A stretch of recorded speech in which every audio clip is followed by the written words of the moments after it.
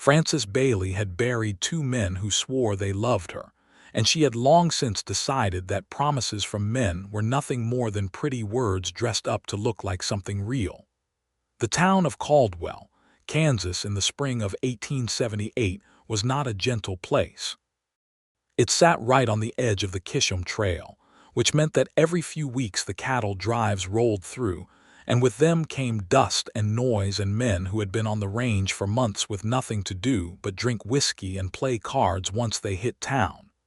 Frances had seen enough of those men to fill a book she would never want to read. She knew the type. She had married one of them.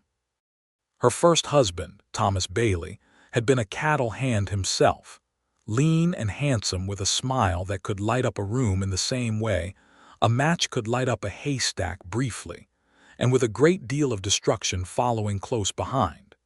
He had promised her the world when she was 19 years old, and she had believed him, because she had wanted to believe him more than she had wanted to be sensible.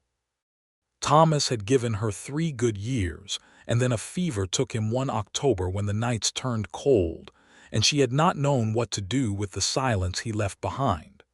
The second man she had not married, though he had asked her enough times. His name was Carter Webb, and he had been her neighbor and her friend for the better part of 2 years. He had been steady and kind, and Frances had been almost convinced that steady and kind were enough. Carter had ridden out one Tuesday morning with a promise that he would return by Friday, and on Saturday she had learned from the sheriff that he had decided to keep going west toward California with a woman he had met in Wichita. No explanation, no letter, just gone. So Frances Bailey, 26 years old and sharp as a new fence wire, had decided she was done with promises. She ran a small boarding house on the main street of Caldwell. It had 6 rooms and a kitchen that smelled of biscuits and wood smoke, and she managed it entirely by herself with the occasional help of Mabel Hutchins, who was 60 years old and had opinions about everything and kept them all. Frances was good at managing. She made beds and she cooked meals, and she kept her books in tight, clean columns, and she did not let herself think too much about the fact that some nights the house felt so large and quiet it could swallow her whole. Roscoe Redmond arrived on a Wednesday in April. He came in with 2 other cowboys off the same trail drive, but they were loud where he was quiet, boisterous where he was still. He was 28 years old and built the way a man gets built when he has spent his whole life working outdoors, broad through the shoulders, lean through the waist, with hands that were calloused and brown from the sun. He had dark hair that curled a little at the collar of his shirt and eyes that were the particular shade of gray that made Frances think of storm clouds, though she was careful not to think about that for more than a moment. He had a jaw that had not seen a razor in several days, and a long scar along his left forearm that she noticed when he rolled up his sleeves to wash his hands at the basin in the hallway, the way she asked all her boarders to do before supper. He paid for 1 week up front in clean coin, which she appreciated, and he said please and thank you in a voice that was low and unhurried, which she noticed but told herself she did not appreciate. At supper that first night, the other 2 cowboys dominated the conversation with loud stories about the drive. A man named Dell talked about a river crossing that had nearly drowned 3 steers, and a man named Purvis argued that the best cook on any drive was his own mother, and that no biscuit Frances had made could hold a candle to hers, which was rude but not particularly surprising. Roscoe ate his supper and said very little, and when Frances poured the coffee he looked up at her with those gray eyes and said, "These are very good biscuits, ma'am. Thank you." It was nothing. It was 4 words and a thank you. Frances went back to the kitchen and stood very still for a moment before she reminded herself that she did not care what cowboys thought of her biscuits. The week that Roscoe had paid for stretched into a second week because Dell and Purvis had a disagreement with a man at the saloon that resulted in both of them leaving town in a hurry, which meant the drive moved on without them, which meant Roscoe was no longer bound to the same timetable. He did not explain any of this to Frances in great detail. He simply appeared at the breakfast table one morning after his original week was up and placed another week's worth of coin on the counter and said, "If it's all right with you, I'd like to stay a bit longer. I've got some business to tend to." Frances looked at the coin. She looked at him. "My house, my rules," she said. "No drinking inside, no cards inside, no women inside." "Yes, ma'am," he said, without a flicker of offense. "And I don't extend credit. I'm paying cash." "You are," she agreed, and she took the coin. That was the beginning of something she was not ready to name.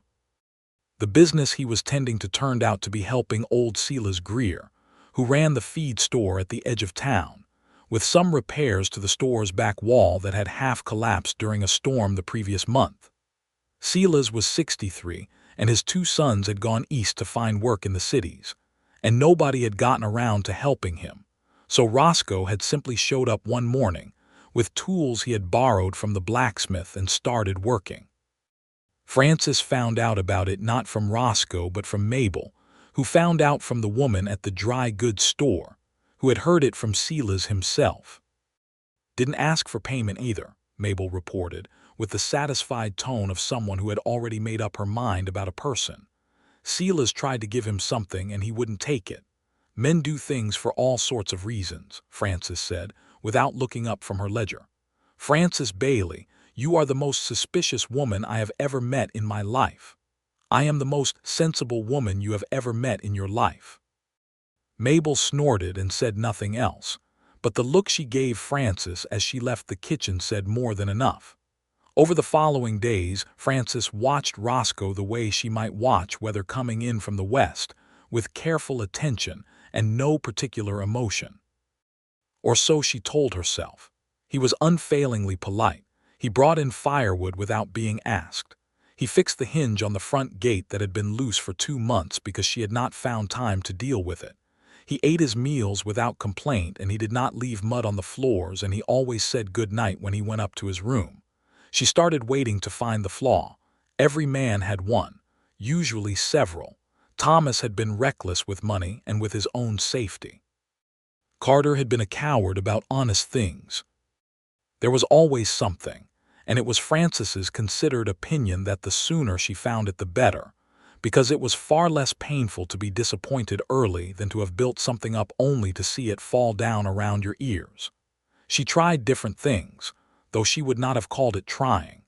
She cooked beans one evening instead of the beef stew she usually made midweek, because she had run low on supplies and had not gotten to the market.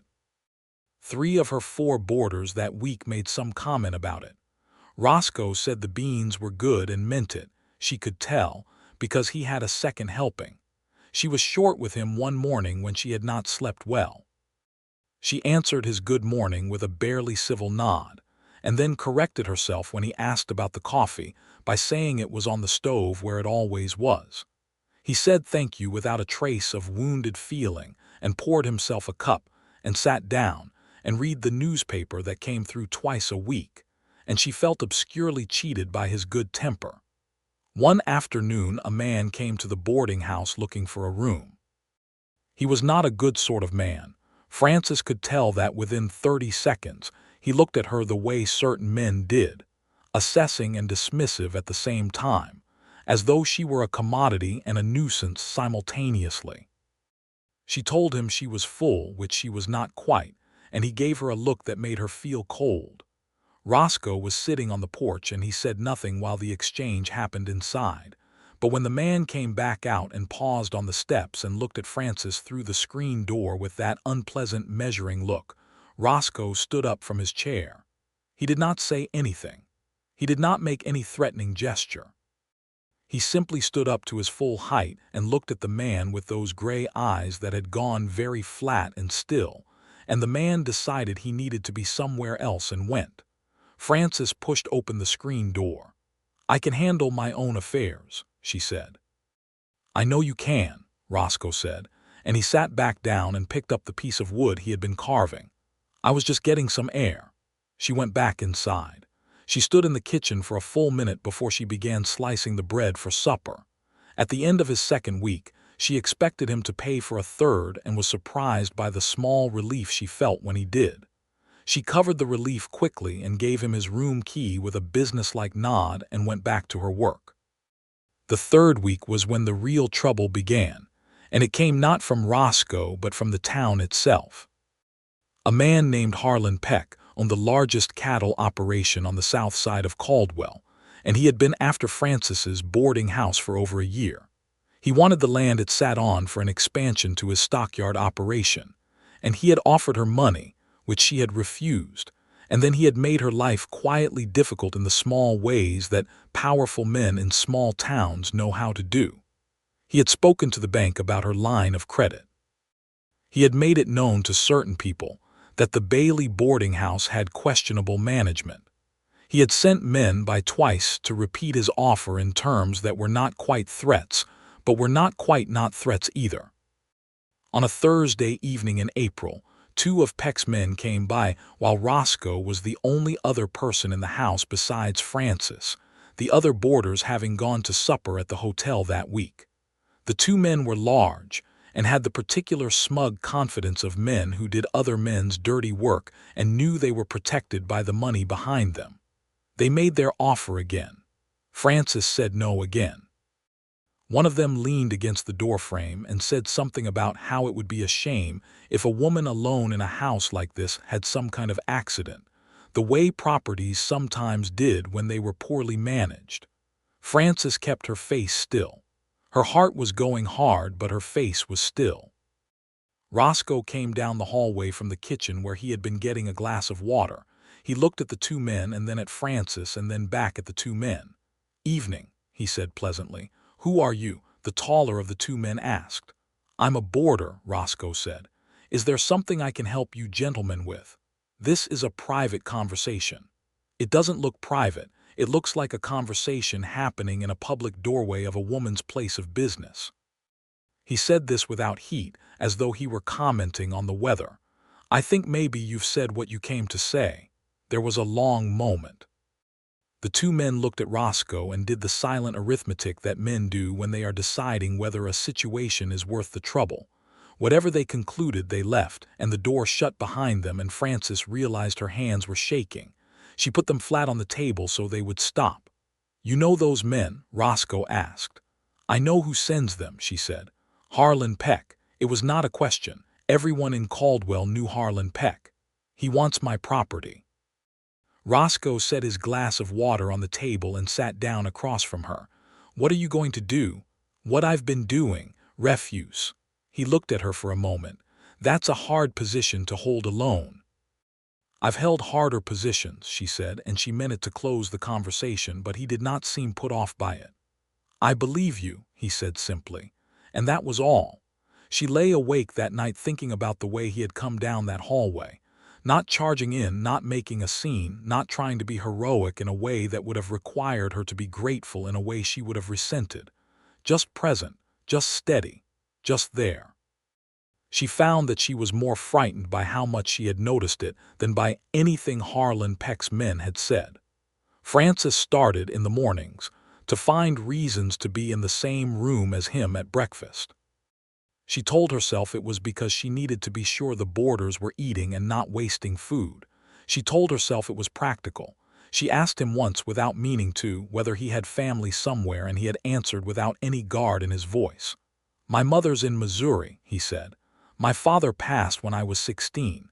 I've got a sister in Independence, married with 3 children. You go back to visit. When I can, not as often as I should."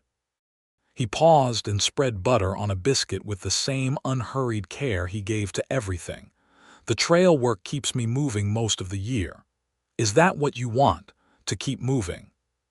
He looked at her then, and something in his expression shifted, became more deliberate. "It's what I've been doing," he said.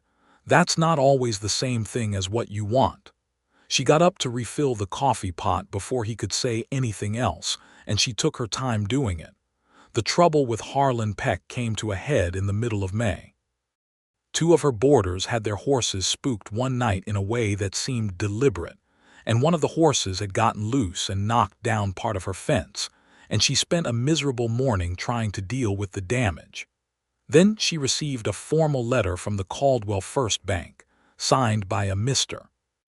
Vernon Hale, stating that her account was under review for a variety of reasons that were listed in language so elaborate it was clearly designed to obscure rather than illuminate. She stood in the kitchen with the letter and felt the old familiar tightening in her chest, the knowledge that a woman alone was always more vulnerable than she should have been, that the law and the money and the influence all tilted away from her no matter how carefully she managed, no matter how hard she worked. Roscoe found her there. He could read trouble in her posture. She had begun to understand, the same way he could read weather or terrain.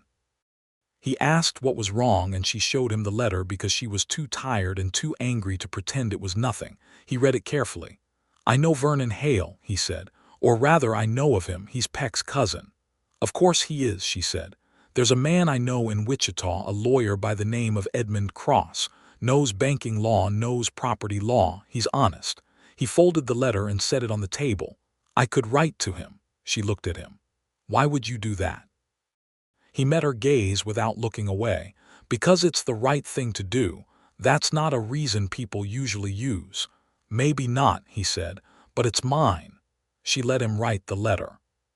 She told herself it was practical, that she would take help from anyone who was offering it in good faith, and that she could remain clear-eyed about what it was. She could accept assistance without it meaning anything she was not prepared for it to mean. Edmund Cross wrote back within 10 days with advice that was precise and useful, and Frances took that advice to the bank and to the county clerk's office, and within another 2 weeks, the account review had been quietly dropped. Harlan Peck was not finished. She knew that, but this battle had gone to her. Roscoe had paid for another week by this point, and then another, and it had been 2 months since he arrived, and Frances had stopped counting the weeks with quite the same deliberateness. She had also stopped pretending, quite so firmly, that she did not notice certain things. She noticed the way he laughed, not often but genuinely, a quiet laugh that broke slowly and lit up his whole face. She noticed the way he listened when she talked, which was not the half-listening of someone waiting for a gap in conversation, but actual, full attention. The kind that made her feel she could say exactly what she meant without dressing it up. She noticed that he had started to look for her at the end of the day, not in a pressing way, not in a way that crowded her, but the way a person looks for something that has become orienting. The way you find the North Star, not because you are lost but because it helps you know where you stand. She was terrified of it. One evening in late May, she was sitting on the back porch with a mending basket, because the evenings had grown warm enough to sit outside, and Roscoe came out and sat in the other chair, and they were quiet together for a while, which they had gotten good at.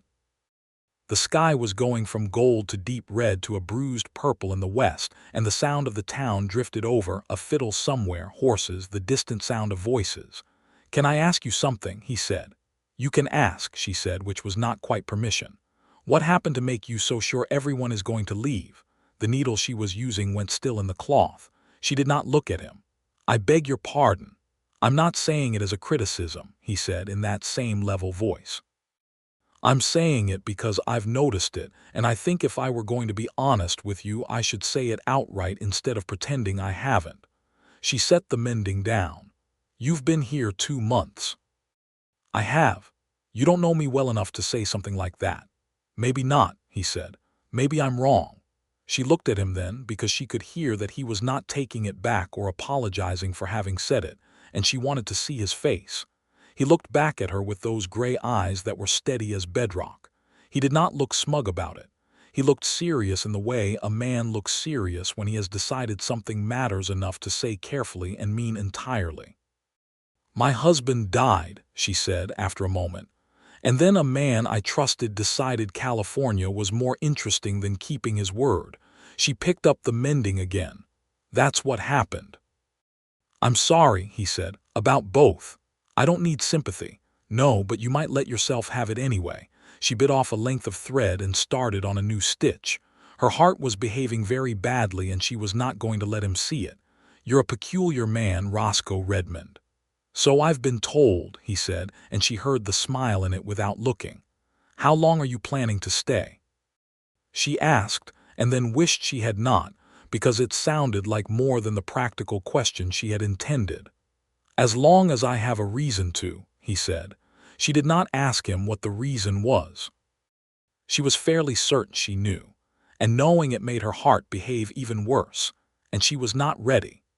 June came in with heat and wind and a cattle drive that was the biggest of the season, which meant Caldwell filled up like a basin in a rainstorm drovers and buyers and gamblers, and the various enterprising individuals who followed wherever large amounts of money and large amounts of rough men converged. Frances had her boarding house full for the first time in months, every room taken, and she was working from before sunrise until long after dark. Roscoe helped. He did not ask to. He simply began doing things: carrying water, splitting extra firewood, repairing a broken step on the staircase before it could become a hazard, making a run to the dry goods store when she was too busy to leave the kitchen. He did not ask for credit for any of it, and he did not make her feel obligated. And she was so tired by the end of each day that she did not have the energy to be suspicious about his motives, which was probably the most dangerous thing that had happened to her in years. On a Saturday night in the middle of that full house, Frances burned her arm on the stove. It was not serious. She had been burning herself on stoves since she was 12, but it was her right arm and it stung badly, and she was already exhausted, and she had 6 men waiting on supper, and she said a word she would not have said in company, and then she said it again for good measure. Roscoe was there within a moment. He had been helping Mabel set the table. He looked at the burn without making a production of it, went and got the jar of salve from the shelf where she kept it. He knew where it was, she realized, because he paid attention, and applied it carefully and efficiently while she stood still, and tried to be sensible about the fact that his hands were very gentle for such large hands. "You should let Mabel handle the stove tonight," he said. "Mabel is 60 years old. Mabel is 60 years old and fully capable of frying potatoes, and she will tell you so at great length if you give her the opportunity." He finished with the salve and found a clean cloth to wrap around her arm. "You sit down for 10 minutes. "I do not sit down when there is work to do." "Then stand against that wall for 10 minutes while Mabel makes the potatoes." He looked at her. "Please." She stood against the wall. Mabel made the potatoes and made no effort to conceal her delight at being asked, and supper was perfectly adequate, and Frances sat down after all because, after 10 minutes of not moving, she realized how tired her feet were. Roscoe brought her a cup of coffee and set it on the table next to her without comment, and went back to helping clear the dishes from the dining room. And Frances looked at the coffee and felt something in her chest that she had been keeping very carefully closed begin to do something she could not entirely control. The next morning she woke up before dawn as she always did, and she lay in the dark and had an honest conversation with herself for the first time in a long while. She was falling in love with him. She had been falling in love with him for weeks, probably since the morning he had looked at her over a cup of coffee and said something was not always the same as what you want, and she had been working very hard to pretend she was not, because she had been wrong before, and being wrong about a person had cost her in ways that still had not fully healed. She was afraid. She was specifically afraid of the particular kind of pain that comes not from a person being bad but from a person being gone, because she could navigate bad but she had not managed to navigate gone.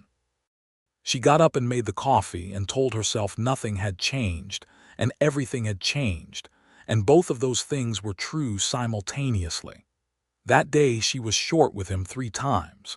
She contradicted something he said at breakfast about the weather in a way that was sharper than the comment warranted. She told him his boots on the porch were in her way when they were not particularly. She answered a question he asked about whether the back gate latch had been repaired with a flat monosyllable when she could have been civil. He absorbed all of it without retreating, without becoming cold, without matching her sharpness or becoming wounded in a way that required her to manage his feelings on top of her own. By supper, he was exactly as he had been at breakfast, present, calm, himself. She sat with that fact for the rest of the evening, and it was worse than anything else had been. The following week she found him in the barn behind the house. She had a small stable, mostly used by boarders' horses, and she went to ask him something practical about a broken water trough, and she found him sitting on a hay bale writing a letter. He looked up and she saw the letter was to his sister in Independence, and she felt suddenly, violently ashamed of the sharpness of the previous day. "I was rude to you yesterday," she said, without planning to say it. He set down the pen and looked at her without any of the carefully controlled blankness she had expected. "You were," he said, not unkindly. "I don't always—" She stopped. She tried again. "I don't always know what to do with things." "That's all right," he said. "You don't have to." "That's not a very satisfying answer." "I know," he held her gaze steadily, "but it's an honest one. You don't have to know what to do with things. You can just let them be what they are for a while." She looked at the trough. "The fittings come loose at the bottom," she said. "I don't know if it's worth repairing or replacing the whole thing." "Let me look at it," he said, and put the letter away and came to look at the trough, and they talked about the trough, and it was easier than the other conversation, and they both knew it, and neither of them needed to say so. July arrived, and the heat with it. The dry, relentless Kansas heat that turned the grass brown and made the air smell of dust and hot metal. 2 new boarders arrived and one of the existing ones left, and the rhythms of the house went on, and Roscoe was part of those rhythms now in a way that was so natural Francis sometimes forgot, just for a moment, what it had been like before. Harlan Peck made one more move. His men came by in the evening, not the same 2 as before but 3 this time, and they were not delivering a message so much as making a demonstration of size. They stood on the street outside the house and made it clear through posture and presence that they could make things difficult. Frances stood on her porch and looked at them and did not move. Roscoe came out and stood beside her. And then, because it was a small town and word traveled, Silas Greer walked over from the feed store, and behind him came a drover who had stayed at Frances's house 3 times over the past year and had a particular loyalty to her biscuits and her fair prices. And then one of the other boarders came out to see what was happening. Peck's men looked at the collection of people on and around the porch of the Bailey boarding house and made the arithmetic decision again, and this time they left and did not come back. Peck made 2 more attempts through legal channels in August, both of which Frances countered with the advice of Edmund Cross in Wichita, and by September he had redirected his expansion plans to a property on the south end of town whose owner was more willing to sell. Frances won. She had won before. She had been winning this particular fight for over a year, but this time it felt different because she had not won it entirely alone. On the evening after she received the final word from Cross that Peck had dropped all proceedings, she sat on the back porch in the warm September dark and let herself breathe for the first time in what felt like months. The stars were very thick over Kansas that night, the way they got when the air was dry and clear, and she sat with her hands in her lap and felt the relief of it moving through her like cool water. Roscoe came out and sat in the other chair. "It's over," she said. "I heard." His voice was quiet and warm like the night itself. "How do you feel?" "Like I can breathe," she said. "Good," he said. And then, after a long, comfortable silence, he said, "Frances." She looked at him. He was looking at the stars. "I've been here 5 months," he said. "I know. I'd like to stay." He looked at her then, and his expression was open in a way she had not seen from him before, the careful steadiness set down for a moment, something underneath it visible. "Not as a boarder I'd like to stay, as I'd like to be here because of you." She was quiet for a moment. Her heart was doing that thing again that she could not control. "That's a dangerous thing to say to me," she said finally. "I know it is," he said. "I'm saying it anyway." "I am not." She stopped. "I have not been easy," she said honestly. "No," he agreed without any irony, "you haven't, and I don't know that I will be." "That's all right. You keep saying that." "Because I keep meaning it," he said. He leaned forward in his chair, his elbows on his knees, and looked at her straight on. "I'm not asking you for anything you're not willing to give. I'm not asking you to be easy or certain or to trust me before you're ready to. I'm just telling you the truth of where I stand, because you deserve the truth of it." She looked at him for a long moment. The night was very warm and very still. Somewhere down the street, a horse moved and jingled its harness, and somewhere farther the fiddle was playing again, the same one that seemed to be playing every Friday evening. "Why?" she asked, and she meant the whole of it, all of him. Why her? Why here? Why this careful, patient honesty when he could have ridden on months ago? He thought about it, which was something she had come to expect from him. He did not answer things immediately but took them seriously enough to consider them. "Because you are the most interesting person I have met in my life," he said, "and because you are good in a way that doesn't ask for anyone's approval of it. And because when you're afraid of something you stand up straighter instead of stepping back, and I don't know anything I admire more than that." She looked at her hands. She looked at the stars. She looked at him. "I am afraid," she said, "right now of this." "I know," he said gently. "I can see it. The last man who said he would stay did not stay. I know that too." He held her gaze with complete and undeflecting steadiness. "I give you my word, Francis, I won't leave." She heard the words. She felt them land somewhere deep in her chest where she had not let anything land in a very long time. She wanted to believe them with a fierceness that frightened her nearly as much as everything else. "Words are easy," she said. "They are," he agreed. "So I suppose you'll have to see what I do." She sat with that for a long moment, the truth of it settling around her. She could not know. She could not be certain. She could only watch and see, and the watching and seeing was exactly the thing she had been doing for 5 months and was, she realized, the thing she trusted more than any declaration could have given her.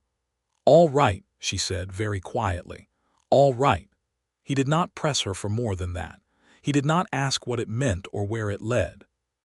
He simply nodded, and they sat together in the warm September dark, and the fiddle played, and the stars stayed thick and bright overhead, and it was the best evening Francis Bailey could remember in a very long time. The following morning was different. Not dramatically different, not in any way that the other boarders would have noticed, but different in the small, careful ways that matter. He held the kitchen door for her, and she let him without the usual automatic instinct to make it clear she did not need it. She saved him the last of the coffee without telling herself she was not doing it deliberately. At breakfast she laughed at something he said, and did not immediately pull the laugh back as though she had let something slip.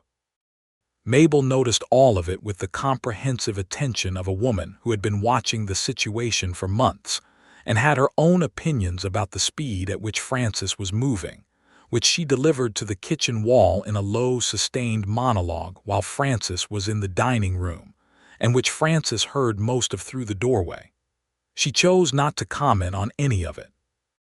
October came, and with it the first real cold of the season, the kind that came down off the plains in the night and left frost on the window panes in the mornings. Francis loved October in Kansas in a complicated way. The light went golden and the sky went deeper blue, and there was something in the air that felt like the world taking a breath before winter, clean and sharp, and not entirely kind, but honest in its sharpness. She and Roscoe had fallen into the habit of sitting on the back porch in the evenings before the cold made it impossible, and talking. They talked about everything and nothing in the way that people do when they have decided to let each other in. She told him about growing up in Missouri, about her parents who had come west from Virginia looking for land, and had found a small farm that required everything they had, about the way her mother had taught her to keep accounts before she was old enough to understand why it mattered.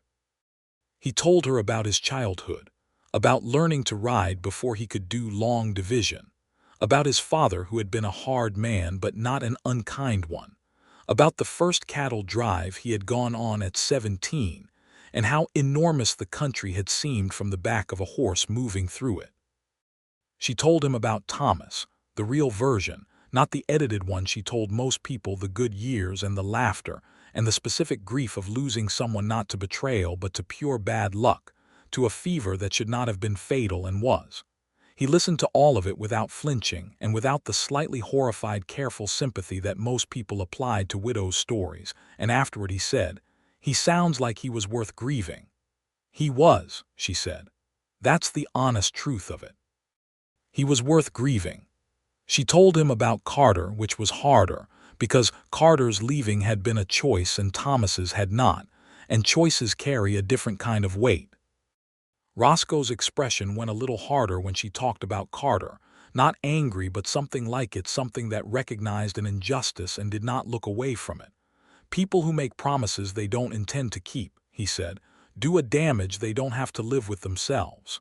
"No," she said, "they don't. You've been living with it instead," he said, not as an accusation, just as a plain statement of fact.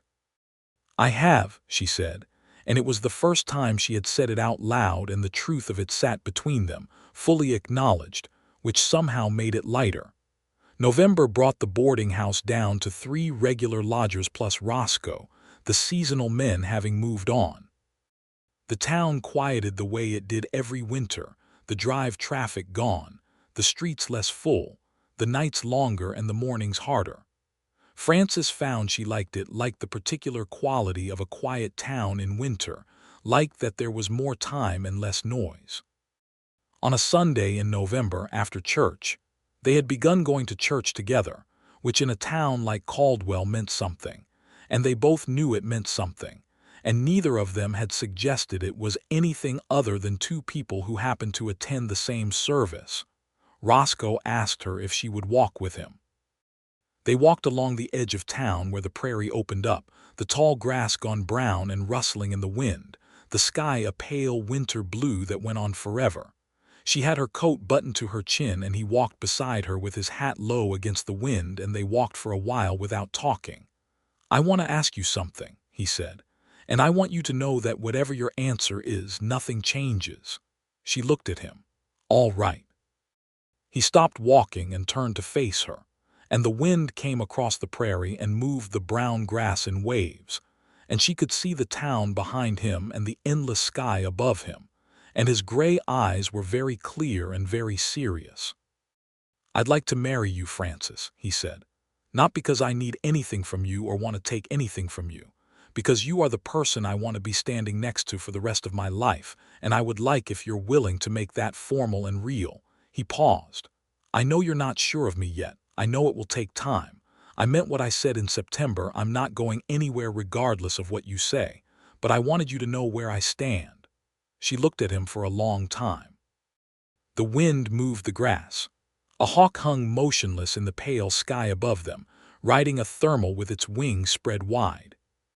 She thought about Thomas, and she thought about Carter, and she thought about the 8 months that had passed since Roscoe arrived on a Wednesday in April, and had paid his room in clean coin and said please and thank you in a low, unhurried voice. She thought about every morning he had been there and every evening and every moment she had tested his patience and his steadiness and found it, every single time, to be precisely what he said it was. "You gave me your word you would not leave," she said. "I did," he said. "And I won't. I've been testing that," she said. "You know that." "I know," he said quietly. "And you haven't left." "No," he said, "I haven't." She breathed in the cold prairie air. She felt the fear, the same fear that had been there since September, but she looked at it now clearly and found that underneath it something else had grown, something she had not expected to grow in ground this stony, something that had been growing quietly while she was busy being suspicious and careful and sensible. She found it was stronger than the fear. "Yes," she said.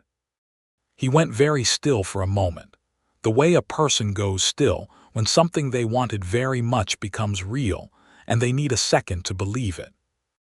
Then he reached out and took her hand, and she let him, and they stood in the cold November wind with the prairie grass moving around them, and she looked at his face and saw what was there, not triumph, not relief exactly, but something steadier and deeper, something she recognized because she felt it too. "Thank you," he said very quietly. "Don't thank me," she said. "I said yes because I wanted to, not because you were patient." "I know," he said, and he smiled then, the real smile that she had come to love, the one that started slow and lit up his whole face. "Though the patience didn't hurt." she laughed. It came out of her with a freedom she had not felt in years, clear and genuine. And the hawk above them banked on the wind and rode the thermal out toward the horizon. And the grass went on rustling, and she held his hand in her cold, gloved hand and let the happiness be real. They were married in December, in the same church they had been attending on Sundays, by the Reverend Elias Morgan, who was a compact and enthusiastic man who clearly delighted in performing weddings, and who delivered a sermon that was primarily about steadfastness, which Frances found appropriate. Mabel Hutchins cried from the third pew and did not make any effort to conceal it. Silas Greer attended and shook Roscoe's hand afterward with both of his and said he was glad Roscoe had stayed, and Roscoe said he was glad too. Frances wore a blue dress that she had made herself in the 3 weeks before the ceremony, because she did not have a great deal of time and blue suited her, and she was a practical woman even in matters of ceremony. She carried a small bunch of dried prairie flowers tied with ribbon, because it was December and fresh flowers were not available, and she thought they were more honest anyway, and honesty seemed like the right thing to bring to a wedding. When Reverend Morgan said the words about the promises being made and asked Roscoe if he would keep them, Roscoe looked at Frances with those gray eyes and said yes with the same unhurried certainty he brought to everything, and she believed him. And the believing was not a leap of faith so much as an acknowledgement of evidence. The winter they spent married was one of those winters that comes in Kansas every several years, and means it's seriously cold that cracked fence posts, and ice on the water troughs every morning and snow that came sideways on some days. The boarding house was less busy, which was both a financial inconvenience and a private relief, because it meant the house was quieter and they had time to learn how to be married. They had to learn, the way everyone does.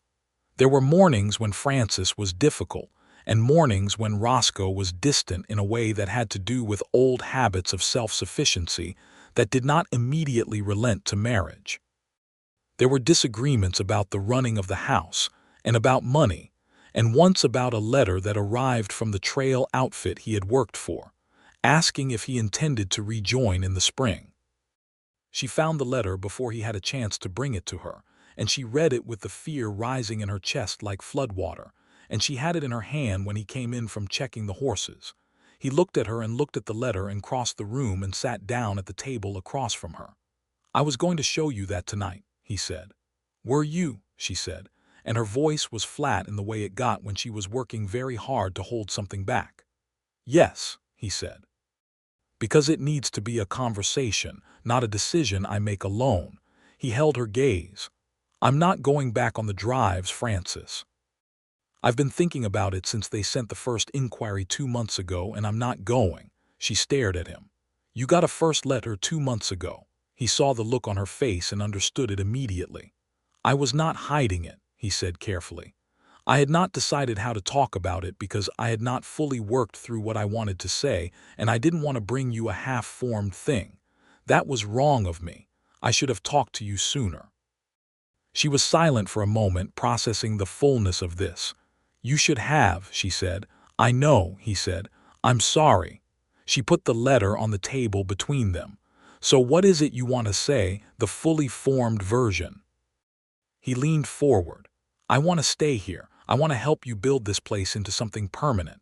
I've got some money saved, and there's a parcel of land on the east side of town that would make a good addition to the property, enough for a kitchen garden and a small stable for boarders' horses. I want to do that with you. I want to build something with you." He paused. "I'm done moving. I was done moving before you said yes. This is where I want to be." She looked at the letter on the table. She looked at him. She wanted still to be suspicious, to look for the flaw, to find the place where this would unravel. She looked, and she found something different from what she was looking for. She found that she knew him. 8 months of watching, of testing, of being difficult and being honest and being afraid, and she knew him in the bone-deep way that comes not from declarations but from repeated observation of what a person actually does. And what he actually did every single time was stay.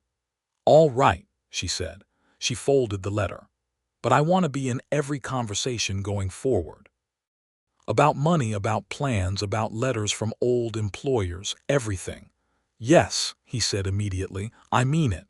"I know you do," he said, "and I agree. I should have started that way." She put the letter in the stove, and they talked for the rest of the evening about the parcel of land on the east side of town. And by the end of it, they had the beginning of a plan.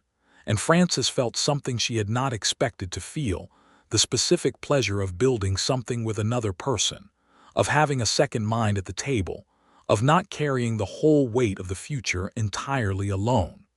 Spring came, and with it, they bought the parcel of land. It took most of Roscoe's savings and required some careful negotiation with a bank in Wichita rather than the Caldwell First Bank, which they both agreed was wiser. And by April, exactly 1 year after he had first arrived, they had broken ground on a small stable expansion, and Frances had planted a kitchen garden that was currently 6 rows of hopeful bare earth and was going to be. She was absolutely determined, productive by summer. On the anniversary of his arrival, which they marked quietly because it was a private kind of occasion, she told him what she had decided about herself that morning before dawn in April of the previous year, that she was falling in love with him and she was afraid of it. She told him the whole of it, the fear and the recognition and the stubborn continuing effort to pretend it was not happening. He listened with his full attention, the way he always listened. "I knew," he said, "or I suspected. You were very short with me that day." "I know," she said. "I'm sorry for that." "You were also very short with me on about 20 other days," he said, with the quiet laugh she loved. "I'm not keeping count. I was testing you," she said plainly. "Every time, every sharp word and every difficult morning, and every time I made things harder than they needed to be, I was testing whether you would leave." "I know," he said simply. "Doesn't that bother you?" He considered it honestly. "It would have bothered me more if you hadn't," he said. "You'd been hurt by people who didn't hold. You were right to look carefully. I'd have been concerned if you hadn't." She looked at him. This man who had arrived dusty and quiet on a Wednesday in April and had sat down at her table and said please and thank you and had stayed through every test she had given him without realizing she was giving them. "You are a very peculiar man," she said again, as she had said on the porch in September. "So you've mentioned," he said and smiled. She kissed him then, which was still, a year in, the kind of thing that made her feel anchored in the best possible sense, not held down but held in place, which was different, which was everything.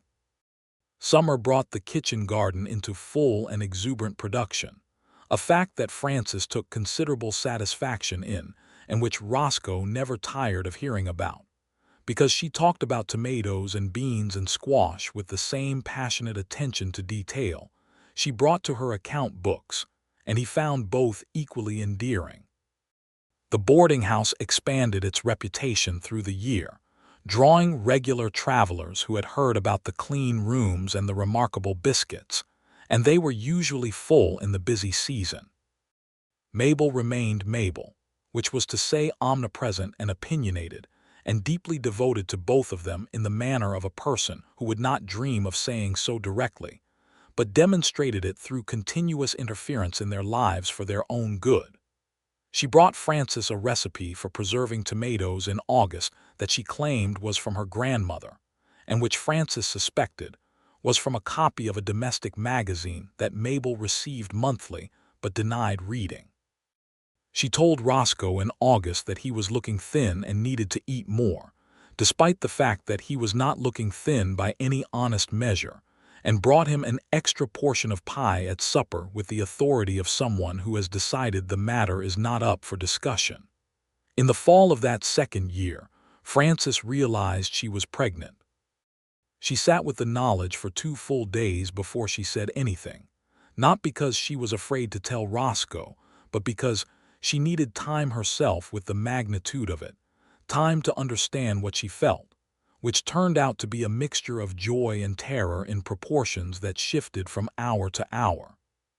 She told him on a Sunday evening on the back porch, which had become their place for serious things, and he went completely still in the way he had gone still in November when she said yes, and then he turned and looked at her with an expression she had no word for, something that contained happiness and wonder and a kind of enormous tenderness that went very deep. "Frances," he said very quietly. "I know," she said. Are you all right? Are you well?" "I am well," she said. "I'm afraid." "Of course you are," he said. "That's sensible." He took her hand. "I'm afraid too." "You are terrified," he said honestly. "Being responsible for a whole person is the most significant thing I can imagine." She looked at him, surprised by it and grateful for the honesty of it, the way he matched her fear instead of rushing to dissolve it. "I suppose we'll manage," she said. "We'll manage," he agreed, and held her hand in the autumn dark. The pregnancy was not easy in its early months. She was sick in the mornings in a way that was comprehensive and uncompromising, and that she handled with the same determined practicality she brought to everything, though there were certain mornings when she was not entirely gracious about it, which she acknowledged. Roscoe learned quickly and without being told which things helped and which things made it worse, and he applied this knowledge without commentary. He was up early on the hard mornings to make sure there was dry plain toast and weak tea, and he had a way of being present without crowding that she had come to depend on more than she would previously have admitted. In the spring of 1880, a boy was born. He was born after a long hard night that tested Frances's considerable stamina thoroughly, and that left Roscoe, who waited in the hall as was proper, in a state of quietly escalating anguish that the doctor later said was about the most controlled distress he had seen in an expectant father, which he meant as a compliment. The baby was healthy and strong and had, Frances noted immediately, his father's gray eyes. She held him in the morning light that came through the bedroom window and felt something rearrange itself permanently inside her. Roscoe came in and sat on the edge of the bed and looked at his son with an expression that Frances knew she would carry for the rest of her life, undone and transfixed and quietly radiant. The steadiness cracked open to show something warm and bright underneath. "What do we call him?" he asked. They had talked about names without deciding. "Thomas," she said, and she looked at Roscoe to see if he understood why. He looked at her. "After your first husband," he said gently. "He was a good man," she said. "And he will never get to have a child, and I would like to honor that." Roscoe nodded slowly. "Thomas Redmond," he said. "Thomas James Redmond," she said. James was Roscoe's father's name, which he had mentioned once and she had remembered. He looked at her, and what was in his eyes was not something she tried to put into words. He leaned forward and kissed her forehead, very carefully, mindful of how tired she was. "Thank you," he said, the same 2 words he had said on the prairie in November, and they meant the same enormous thing they had meant then. Little Thomas Redmond was, from the first weeks of his life, a person with opinions. He had them about sleeping, which he considered optional, and about noise, which he preferred, and about being set down, which he did not prefer at all. Frances handled the first months with the focused competence of a woman who had been managing difficult situations her entire life, and Roscoe turned out to be, unexpectedly, and to his own visible surprise, very good with infants. He could walk the baby to sleep in a way that took about 15 minutes when Frances had been trying for an hour. She watched him do it the 3rd time with an expression that she knew was somewhere between gratitude and exasperation, and he met her gaze over the baby's head with an expression that she knew was carefully suppressing satisfaction. "You could try to look less smug about it," she said. "I am not looking smug," he said. "You are absolutely looking smug." He smiled and kept walking. The boarding house continued to thrive.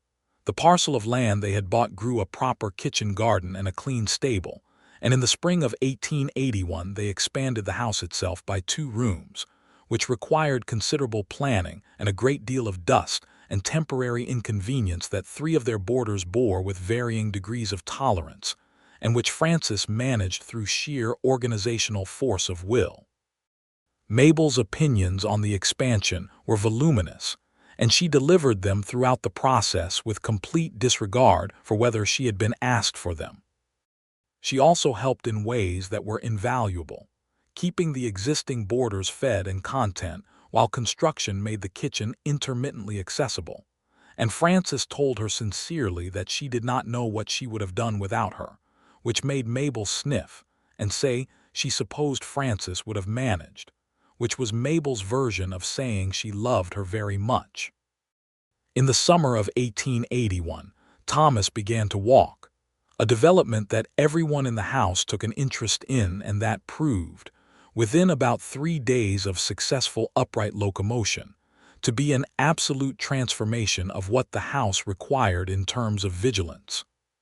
He was a bold and cheerful toddler who had his father's quality of moving through space without apparent concern for obstacles, and his mother's determination to do whatever he had decided to do regardless of who thought it was a good idea. Roscoe taught him to name the horses in the stable. Frances taught him to say please and thank you before he could reliably put sentences together, which resulted in a 17-month-old who was scrupulously polite in a way that made their boarders unreasonably delighted. Mabel taught him to clap along to the fiddle music that came from down the street on Friday evenings, and then had to live with the consequence that he clapped at other times as well, apparently just because he enjoyed it. The summer of 1882 brought a dry spell that scared the cattle ranchers and dried the river crossings and made everyone anxious about the coming winter's feed. But it also brought something else, a letter from Roscoe's sister in Independence, saying that she and her husband were considering coming west if there was opportunity for a man with carpentry skills in a growing town. Roscoe showed her the letter over breakfast and asked what she thought. Frances read it twice. She thought about what it would mean family close by, which she had not had since before Thomas Bailey died. She thought about the new rooms they had added and whether they could comfortably accommodate a family while the carpenter brother-in-law established himself. "Write and tell them to come," she said. He looked at her. "You're sure? Your sister is family," she said, "which means she's my family too." She handed him back the letter. "Write and tell them to come." He wrote the same day. His sister Clara arrived in September with her husband James Poole and their 3 children, who were respectively 9, 6, and 3 years old, and who regarded Thomas Redmond with the particular fascination of children encountering a small person even younger than themselves. James Poole did indeed have carpentry skills, and the growing town of Caldwell had work for them, and within a month he had established himself well enough that the family moved into a small house of their own on the north end of town. Frances found in Clara Poole something she had not expected, a genuine friend.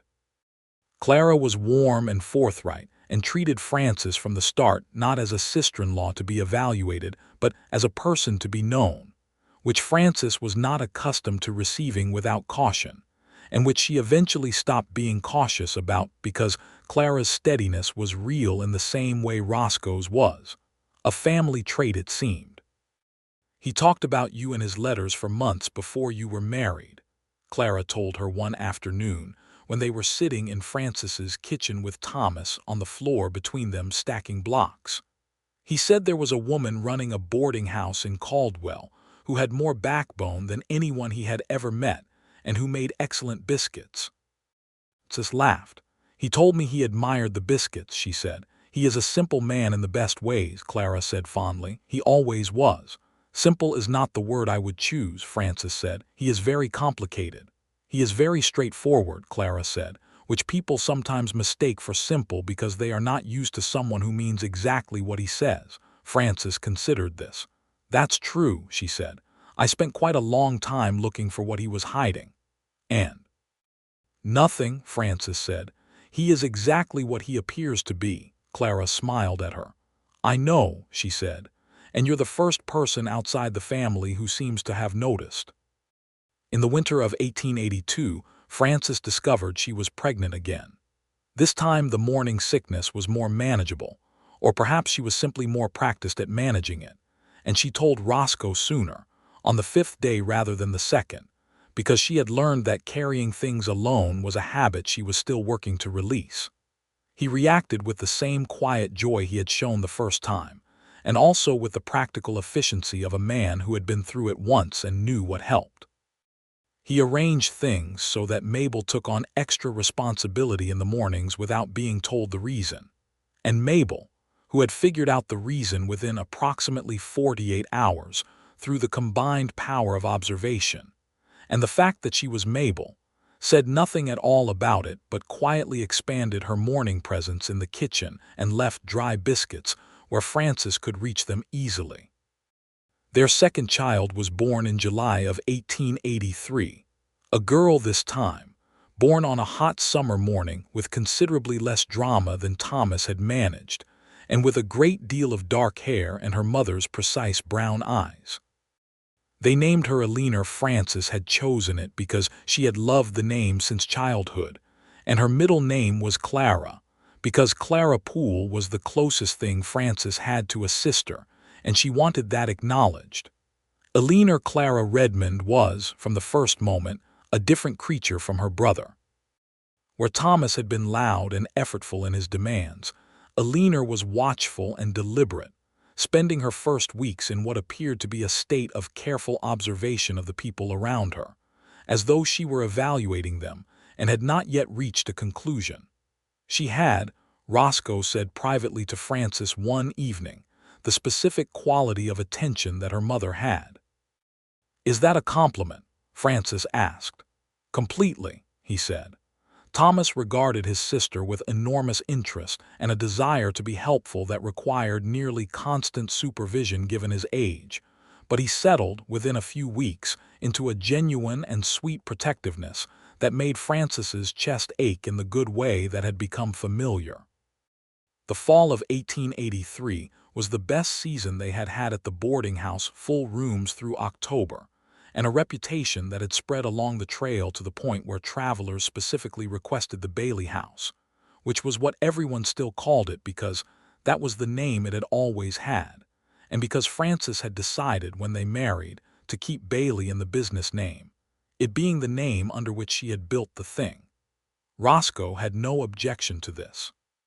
He had no objection to it at all, and when she had raised the subject expecting some negotiation, his immediate uncomplicated agreement had caught her off guard. "It's your work," he said. "Your name should be on it." "You've worked on it too," she said. "Yes," he said, "and I'm Roscoe Redmond and you know who I am. I don't need it on the door." She had looked at him for a long moment with the feeling she still got sometimes of being known and met and valued in ways that she had not expected to be and that still had the power to move her. "You are the most peculiar man I have ever met," she said, for what was probably the 100th time. "You keep saying that," he said. "I keep meaning it," she said, using his own words back at him, and he smiled the full smile, the one she loved best. By 1884, Caldwell was changing. The cattle drives were beginning to shift northward, and the wild years of the Kisham Trail were starting to give way to something different: ranching and farming and families and permanence, the town settling into its own bones. There were new buildings going up, and the school had been expanded, and there were 3 churches now instead of 1, and the sort of rough frontier quality that had defined the town when Frances arrived as a young bride with Thomas Bailey began to soften into something that looked more like a settled community. Frances watched this with mixed feelings. She had loved the particular quality of a frontier town, its directness, its practicality, the way it required you to be genuinely capable in order to function. She was not sure she trusted the gentler version as much, the way a comfortable chair could make you complacent in ways a hard one did not. But she also had 2 children and a husband and a thriving business, and she was not opposed to the idea of comfort as a permanent condition rather than an occasional anomaly. Thomas Redmond started school in 1884 and took to it with the same full commitment approach he brought to everything, coming home with strong opinions about mathematics and spelling, and his teacher, Miss Aldridge, who was apparently excellent at the former 2 and very strict about the third, which he approved of in a 4-year-old's absolute way. He told his father at the dinner table that Miss Aldridge said the future of the territory depended on children who could read and do sums, and Roscoe said gravely that Miss Aldridge sounded very wise, and Thomas nodded with complete solemnity. Alina, at 18 months, had opinions about Thomas being away at school, which she expressed by being extremely interested in the front window at the time he was due to come home in the afternoon. She stationed herself there with a reliability that the whole household had come to count on, and when Thomas came up the front path, she made a sound of satisfaction that she had developed for this specific occasion, and which had no other use that anyone could identify. It was one of those ordinary domestic things, a toddler at a window, waiting for her brother, that Frances sometimes caught herself standing still to observe, with the quality of attention she had never given to ordinary things before and had slowly learned to give. The life she had built. The life that had been built with her, by a man who had given his word and kept it through every test she had put him to, every difficult morning and sharp word and moment of fear that she had turned outward rather than acknowledge. She was standing in the kitchen doorway on one such afternoon when Roscoe came in from the stable and found her. He followed her gaze to Alina at the window and Thomas coming up the path, and he stood beside her and they watched their children together. "Frances," he said, "are you happy?" She considered it the way he had taught her to consider things seriously, without deflecting, without the automatic self-protection of minimizing. She thought about where she had been in April of 1878, running her boarding house alone with her careful account books and her locked-down heart, waiting for everyone to leave because everyone always did. She thought about the woman who had looked at a man paying a week's room in clean coin and told herself she would not notice his eyes.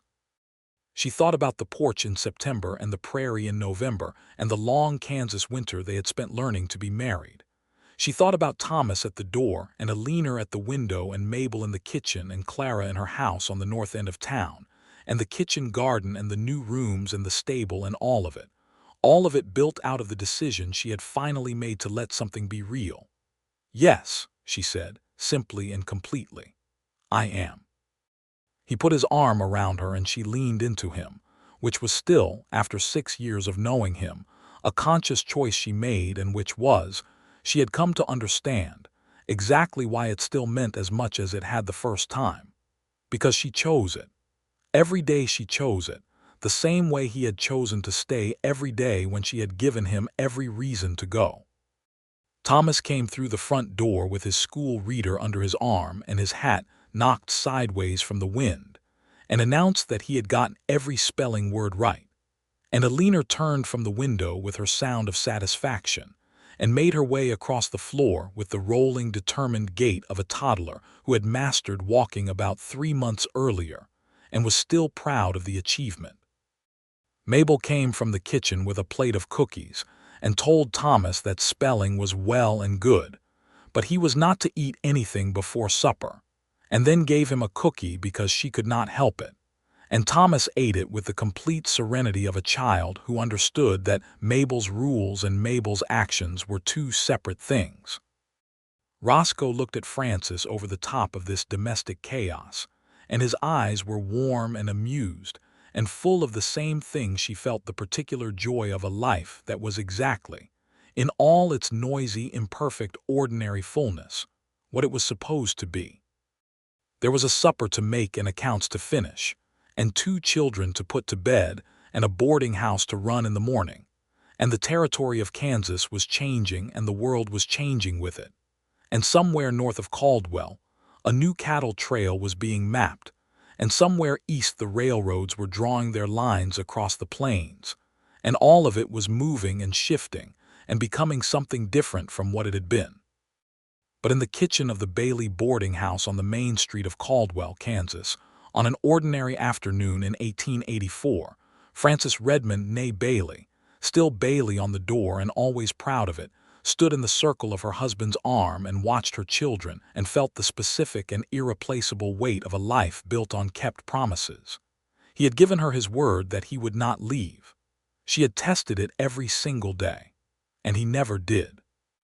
In the years that followed, the world kept on moving the way it does regardless of what is happening inside any particular kitchen on any particular main street. The Kishom Trail quieted further as the railroads made their inexorable progress through the territory, and Caldwell adapted, the way practical places do, finding new forms of purpose as the old ones shifted. Roscoe took on some land work outside town, consulting on fence lines and water access for the new farming families who were coming in increasing numbers, and brought that income home to the account books that Frances kept in her tight, clean columns, and they talked about it together over the kitchen table the way they talked about everything, two minds at the work of building.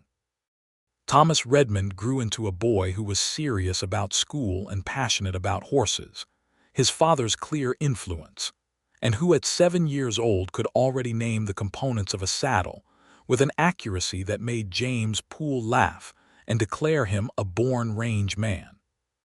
Alina Redmond grew into a child of such focused intelligence that Miss Aldridge, who eventually became her teacher as well, wrote a note home saying that Alina had read through every book in the school library by age 5, and could she please send more, which Frances did, ordering 3 books from a catalog in Wichita and presenting them to the school as a donation that was specifically not labeled as being on Alina's account, because her daughter had a right to be remarkable without having to explain it. Clara and James Poole became as fixed in their lives as the posts in their own fence, Sunday suppers at the Redmond table or the Poole table alternating by week, the children playing together in the yards while the adults talked, James Poole and Roscoe discussing the future of the territory with the comfortable disagreement of 2 men who liked each other too much to agree on everything. Clara and Frances talking the way they had learned to talk honestly and without ornament. The way the best friendships are conducted. Mabel Hutchins eventually retired from her daily work at the boarding house at 67, a fact she announced with such elaborate reluctance that it was clear she wanted to be talked out of it.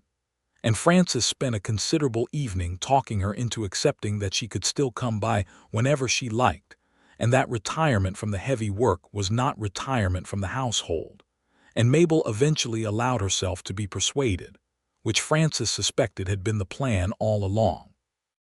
They hired a young woman named Ada Croft, 17 and capable, who had come with her family from Missouri and needed work, and Frances trained her the way she had been trained by necessity, thoroughly, and without condescension.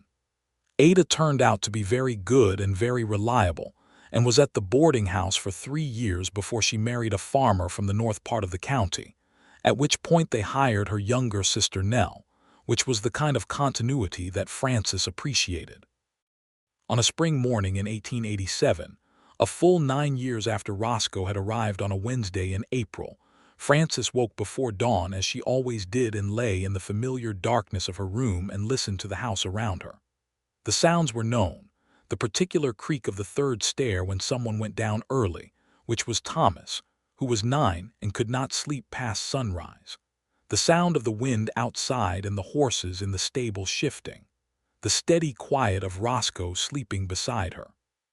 She lay in the dark and she thought about the woman she had been in that first year, the one who had buried her trust so deep that she had forgotten where she put it and had not been sure she wanted it back.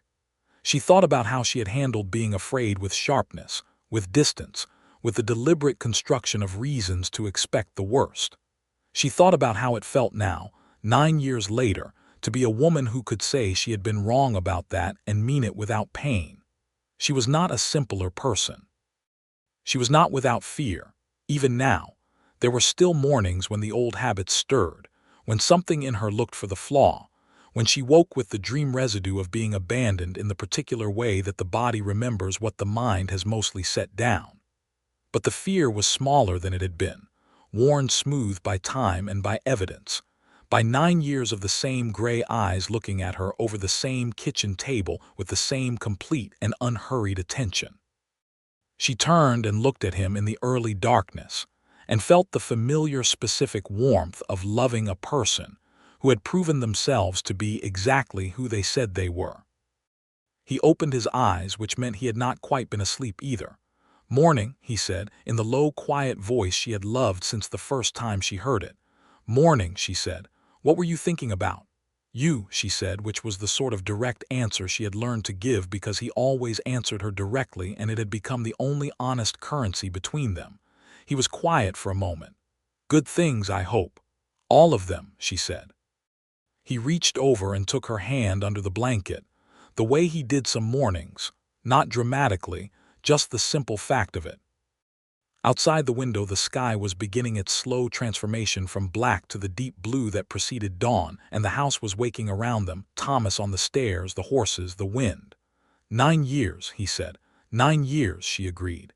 Do you remember what you said to me that first week? About rules, no drinking, no cards, no women, she laughed softly. I thought you were like all the rest of them. I know, he said. You looked at me like I was a problem to be managed. You were, she said. Just not the kind I expected. He was quiet and she could feel him smiling in the dark. What kind did you expect? The kind that leaves, she said simply. He squeezed her hand. I told you I wouldn't. You did, she said, and I tested it every day. You did, he agreed, and you never left. No, he said, I never did. They lay there in the growing dawn, her hand in his, the house around them full of the life they had built together. The children sleeping, the business books in their careful columns, the kitchen garden waiting for spring planting, the boarding house with its good reputation and its reliable biscuits, the whole of it real and solid and thoroughly, irreversibly theirs. The sun came up over the Kansas plains, and the light came through the window, and the day began, as it always did, as it would tomorrow, and the day after that ordinary and full and entirely, completely enough. Frances Bailey, who had decided years ago that promises from men were nothing more than pretty words dressed up to look like something real, lay in the morning light beside the man who had proven her wrong, and felt the deep, uncomplicated satisfaction of a woman who had been shown, carefully and consistently, and over a long time, that she had been wrong and was glad of it. Thomas came back up the stairs. She could tell by the rhythm of his footsteps that he had gotten a biscuit from the pan she had left covered on the counter the night before, and Alina would wake in another half hour and need Roscoe to come and sit with her before she was ready to get up, which was Alina's specific requirement and always had been. Ada or Nell would arrive by 7 to start the boarders' breakfast. The day had its shape, the same shape it had had for years, built out of habit and love and the daily decision to be present in it. She was still Frances Bailey on the door of the boarding house.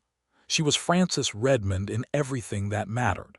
And she was, finally, completely, and without reservation, exactly where she had always been meant to be.